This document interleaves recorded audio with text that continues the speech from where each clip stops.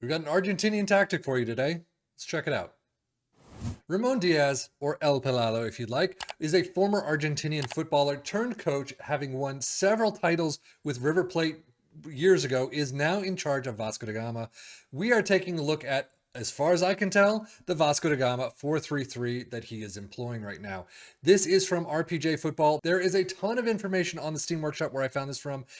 Primarily, though, it doesn't focus on this tactic itself and how to utilize this tactic that he made.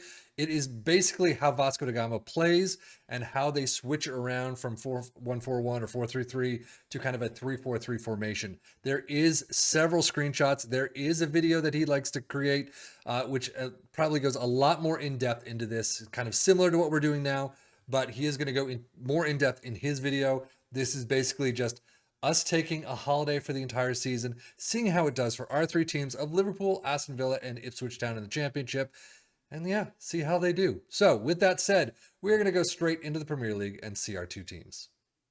Well, how did it do for our Liverpool and Aston Villa squads? As you can see, Liverpool coming in second with 84 points, 75 goals for. Aston Villa in seventh, 64 points, 79 goals. Unfortunately, it does not look like it has been an exceptional season for either. Aston Villa is supposed to be around 10th place, thereabouts in the table. They climbed to 7th, which is fine, but we have seen better tactics that they've utilized in some of these tactic talks. But Liverpool in second place at 84 points is right around where they're expected to be anyway. So if they're not winning the league, or at least above 84 points, it's pretty standard season for them. Schedule-wise, domestic cups out in the FA Cup fourth round against Nottingham Forest. That's an interesting one. Divock Origi, of course, getting one late winner in the 88th. But Carabao Cup final, you do come away with a trophy, so it's not a trophyless season at least. And it comes in the 90 plus 5. Man, 89 and 90 plus 5, that is a tough match. However, that one trophy is all you get. Out in the Europa League quarterfinals against AS Roma, of just away from home loss and an at home at Anfield draw, not the greatest. So overall, coming in second place, it's standard, not a bad season at all, but with a tactic that you throw into FM, you'd love it to do a little bit better than what they're expected to do. But out in the quarterfinals of the Europa League, not great. Out in the fourth round by Nottingham Forest in the FA Cup, not great. You do come away with the Carabao Cup trophy, so that's at least one thing. So there is a bit of a dip in the number of green that we generally see. Goals wise, 20 for Diaz, 18 for Salah, not too bad. We have definitely seen higher, especially from Nunez at 16. Usually we see about double almost from that. Assist wise, 17 for Robertson, 15 for Joe Gomez. Well done, Joe. An average rating 7.23 for Dominic Szoboszlai and Alex McAllister for 7.13. Switching things up to Aston Villa, though, out in the Carabao Cup fourth round 1-2 against Tottenham, out really quickly, but FA Cup final is where you pick one up, 3-1 over Bournemouth. That's trophy number 1. And trophy number 2 does come against Fenerbahce, 3-1 in the Europa Conference League final. That's a big one right there.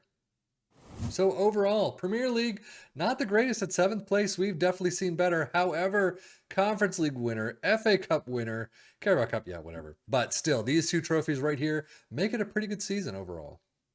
Like we mentioned, the Premier League didn't do all that well, so we're probably going to see somewhat of a reflection here. But 26 goals for Diaby, 24 for Zaniolo, not bad. But then you go all the way down to 10 with Tielemans and no double digits after that. Assist-wise, 20 for Digne, 16 for Bailey, 12 for McGinn, and then again, no one else in the double digits. So we've got some fantastic player stats, and then you just completely drop off. But Digne with a 7.17, Boubacar Kamara with a 7.16. Not bad there. Data Hub, Liverpool not doing the greatest on goals per game, but non-penalty expected per 90, and then shots per game doing fantastic. And as we look at Aston Villa, yeah, I mean, they've got the goals there, but unfortunately not quite near the Premier League tops, but they're well above the Premier League average at least. As we switch our sights to the Premier League stats, you can see most goals, Aston Villa up there this time around, 79 goals in second place, fourth for Liverpool in 75. Fewest shots against, Liverpool in third is the only one with 267. Most possession not there. Dribbles made, Liverpool in third, Aston Villa in fourth. Most tackles won, never there. Best pass completion not there either. And then most shots for Liverpool in first with 592, kind of low this time around. Aston Villa in third or second, I guess, 523. But now let's take a look at our championship side of Ipswich Town. 7th place is not great. You are 1 point off of playoff contention. Unfortunately, you're just dropped out though. 92 goals for, 81 points.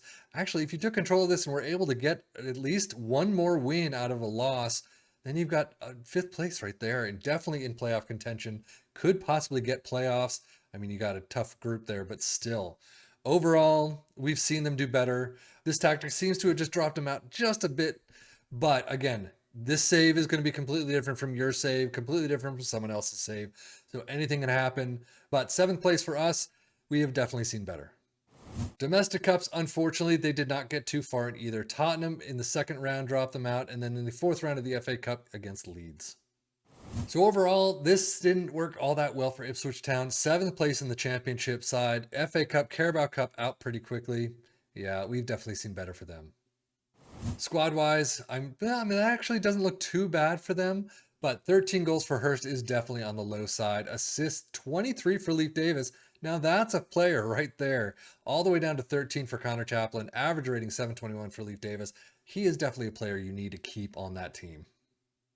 However, seventh place in the league, they are still showing up in a lot of different spots. Most goals, third place with 92 right there. Few shots against in seventh, 439. Most possession not there. Dribbles made in third with 816. Most tackles won, they're never there. Best pass completion not there, but most shots for in fourth with 592. So with all of that said, let us take a look at this 4-3-3. You start out with a sweeper keeper in defend, wing backs on the left and the right. You can see individual player instructions right there. Central defenders in the central spots in defend, a deep lying playmaker in the DM spot in support, two Carroleros in support in the midfield line, two inverted wingers in attack on the upside, and then a poacher in front in attack. It is a balanced mentality in possession. Attacking width is fairly wide. Focus play down the left and the right. Passing directness is standard. Tempo is slightly higher. Mix crosses and run at defense. In transition, counter, distribute to the center backs and take short kicks. And then out of possession, a middle block line of engagement, a standard defensive line, trigger press more often, get stuck in, and trap outside. But now, how did this do for our three teams? Ipswich Town in seventh place is not the greatest climb for them. We have definitely seen tactics that have brought them up into the top three or top four at least. But goals-wise, fantastic. Just everything else, it didn't work all that well. Liverpool and Aston Villa on the other side. I mean, Liverpool in second place, it's really kind of an average mark for them. It's where they generally end up in any of these tactics, or if you didn't even do a tactic talk and you just sim throughout the entire season using their own tactics. That is kind of where they would end up. Aston Villa in seventh. It's a little bit of a climb from 10th where they're kind of expected to be at the beginning of the game, but we have definitely seen better from them, kind of climbing a little bit more into the top 4 or 5 at least. So Liverpool, it worked okay. The other two, not so much. But that's how this tactic works. If you took control, you could probably do a little bit better yourself, and then kind of finagle your own players into this tactic and kind of work things around a little bit better. But overall, not the greatest job in this save. But that's it for me, Safian FM, for the Football Manager blog channel, saying thank you as always for watching. Take care and enjoy.